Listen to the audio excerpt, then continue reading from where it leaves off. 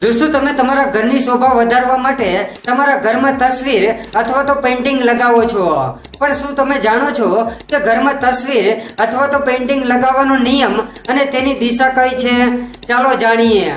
તે પહેલા આ વિડીયોને લાઈક કરી દીજો, અમારી ચેનલમાં નવો હોય તો તેને સબસ્ક્રાઇબ કરી દીજો અને કમેન્ટમાં જય માતાજી લખી દેજો. દોસ્તો દરેક વ્યક્તિ પોતાના ઘરને સજાવવા, શુભ અને સૌભાગ્ય વધારવા માટે પોતાના ઘરની દિવાલ પર વિવિધ પ્રકારની તસવીરો લગાવે છે, પરંતુ આવું કરતા પહેલા કોઈ પણ તસવીર લગાવવાની સાચી દિશા માટે વાસ્તુ નિયમો ચોક્કસ જાણી લો, નહીતર તમારે ફાયદાની જગ્યાએ નુકસાન સહન કરવું પડશે. આવો જાણીએ વાસ્તુ અનુસાર ઘરમાં કઈ દિશામાં કઈ દિવાલ પર કયો ફોટો લગાવવાથી શુભ અને સકારાત્મક ઉર્જા અને દેવીય આશીર્વાદ મળે છે.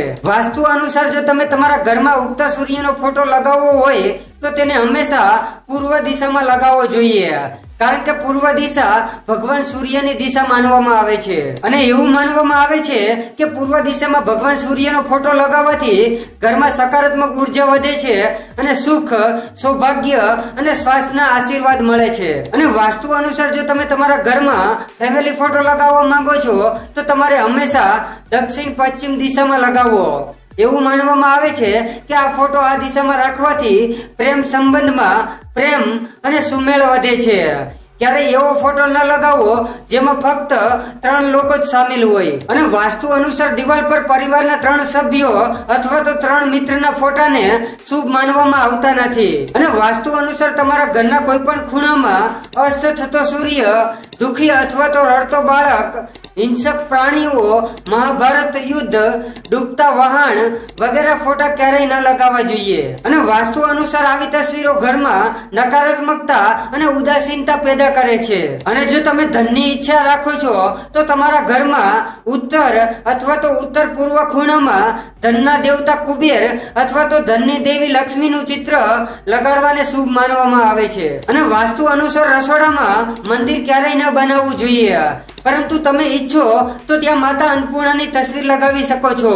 અને વાસ્તુ અનુસાર ઉત્તર પૂર્વ ખૂણામાં સ્થિત પૂજા સ્થાનમાં મૃત લોકોના ફોટા ક્યારેય ન રાખવા જોઈએ કે ન લગાડવા જોઈએ. અને વાસ્તુ અનુસાર મૃત લોકોના ફોટા દક્ષિણ દિશામાં લગાવવા જોઈએ. અને વાસ્તુ અનુસાર જો તમને લગ્ન પછી લાંબા સમય સુધી સંતાન પ્રાપ્ત ન થયું હોય તો તમારા બેડરૂમમાં હસતા બાળકની તસવીર રાખી શકો છો.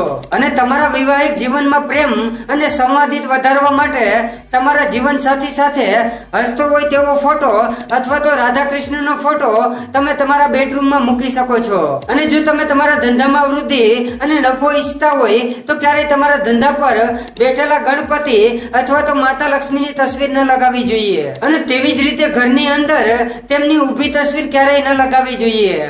જય માતાજી.